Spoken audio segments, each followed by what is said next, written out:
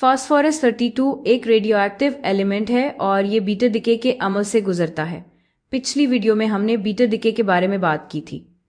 यहाँ हमारा beta particle है और फास्फोरस 32 सल्फर में बदल जाएगा। तो फर्ज करें कि हमने 4 mg फास्फोरस 32 से शुरू किया और हम 14.3 दिन इंतजार करते हैं और देखते हैं कि हमारा कितना फास्फोरस 32 बाकी है। आपको 2 mg फास्फोरस 32 बाकी मिलेगा, बाकी सब सल्फर में बदल चुका होगा और यही हाफ लाइफ कहलाता है। तो अब हाफ लाइफ की तारीफ देखते हैं। ये वो वक्त है जिसमें आपके रेडियोएक्टिव न्यूक्लियाई का आधा हिस्सा डिके हो जाता है। तो अगर हम 4 mg से शुरू करें और इसका आधा हिस्सा खत्म हो जाए तो हमारे पास 2 mg बचता है और इसमें 14.3 दिन लगे। तो 14.3 दिन फास्फोरस 32 की हाफ लाइफ है और ये हाफ लाइफ का सिंबल है। तो 14.3 दिन फास्फोरस 32 की हाफ लाइफ है। तो हाफ लाइफ इस चीज पर डिपेंड करती है जिसके बारे में आप बात कर रहे हैं। अगर आप यूरेनियम 238 की बात करें तो इसकी हाफ लाइफ मुख्तलिफ है। ये तकरीबन 4.47 ज़रब 10 की ताकत 9 साल है। तो जाहिर है ये फास्फोरस 32 से बहुत ज़्यादा है। हम इस वीडियो में फास्फोरस 32 के साथ ही रहेंगे और हर बार 4 मिलीग्राम से ही शुरू करेंगे ताकि हम हाफ लाइफ को अच्छी तरह समझ सकें। अब अगला स्टेप यह है कि हम फास्फोरस 32 के रेट ऑफ डिके को ग्राफ पर प्लॉट करें। तो अब हम अपना ग्राफ देखते हैं और वाई एक्सिस पर हम फास्फोरस 32 की मिकदार रखेंगे और यहाँ हम मिलीग्राम्स में काम कर रहे हैं तो ये मिलीग्राम्स में होगा। एक्स एक्सिस पर हम टाइम रखेंगे और चूंकि हाफ लाइफ दिनों में है इसलिए दिनों में करना आसान है। हम अपने सैंपल के 4 मिलीग्राम से शुरू करेंगे तो आई से मार्क कर लेते हैं। तो ये होगा 1 mg, 2 mg, 3 और 4। तो हम 4 mg से शुरू करेंगे। जब टाइम बराबर हो 0 के तो हमारे पास 4 mg है। तो आए इसे मार्क कर लेते हैं, यानी 1, 2, 3 और 4। अब हम 14.3 दिन इंतज़ार करते हैं। तो ये 14.3 दिन है और हमारे सैंपल का आधा हिस्सा बाकी होना चाहिए। तो 4 का आधा क्या है? जाहिर है 2। तो अब हम अपना अगला पॉइंट ले सकते हैं। तो 14.3 दिन के बाद 2 मिलीग्राम्स बाकी होने चाहिए तो ये हमारा पॉइंट है। ठीक है, हम मज़ीद 14.3 दिन इंतज़ार करते हैं, यानी हम एक और हाफ लाइफ का इंतज़ार करते हैं। तो 2 हाफ लाइफ के बाद ये होना चाहिए 28.6 दिन। ठीक है, तो हमें पता है कि 28.6 दिन के बाद ये बस एक और हाफ लाइफ है। तो 2 का आधा क्या है? जाहिर है 1। तो ये हमारा अगला पॉइंट है। तो 28.6 दिन के बाद हमारे सैंपल में 1 मिलीग्राम होना चाहिए। आए एक और हाफ लाइफ का इंतज़ार करते हैं। तो 28.6 जमा 14.3, ठीक है, ये होना चाहिए 42.9। तो ये हमारा अगला पॉइंट है। और 1 का आधा क्या है? जाहिर है 0.5।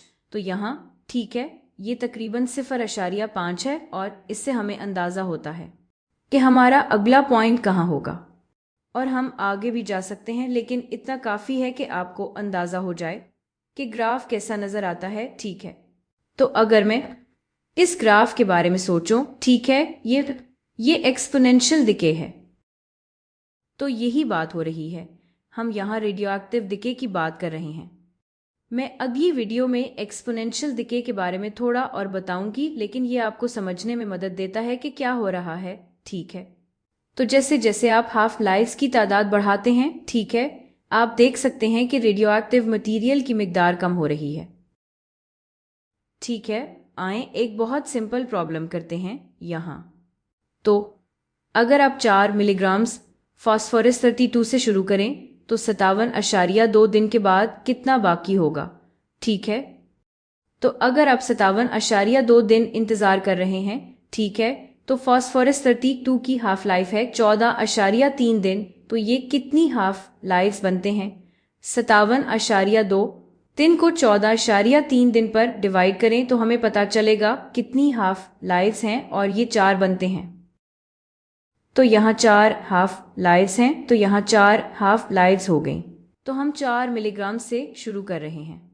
तो एक बहुत सिंपल तरीका ये है कि आप सोचें हर हाफ लाइफ के बाद क्या होता है। तो 4 मिलीग्राम्स अगर हम एक हाफ लाइफ का इंतज़ार करें तो ये 2 मिलीग्राम्स हो जाएगा। एक और हाफ लाइफ का इंतज़ार करें तो ये 1 मिलीग्राम हो जाएगा। एक और हाफ लाइफ का इंतज़ार करें तो ये 0.5 मिलीग्राम्स हो जाएगा। और अगर हम एक और हाफ लाइफ का इंतज़ार करें तो ये 0.25 मिलीग्राम्स हो जाएगा। तो ये हमारा आंसर होगा क्योंकि ये 4 हाफ लाइफ्स हैं। ठीक है, तो यहाँ एक हाफ लाइफ है, 2, तो 3 और 4 जितने हमें चाहिए थे। ठीक है, तो ये एक तरीका है मैथ करने का। एक और तरीका ये होगा कि आप 4 मिलीग्राम से शुरू करें। ठीक है, अब हमें इसे 1/2 से मल्टीप्लाई करना है। ठीक है, और इससे हमें 2 मिलेगा। फिर दोबारा 1/2 से मल्टीप्लाई करें, फिर एक और बार 1/2 से, और फिर एक और बार 1/2 से। तो ये 4 हाफ लाइव्स हो गए। ठीक है, तो ये हमारी 4 हाफ लाइव्स को जाहिर करता है।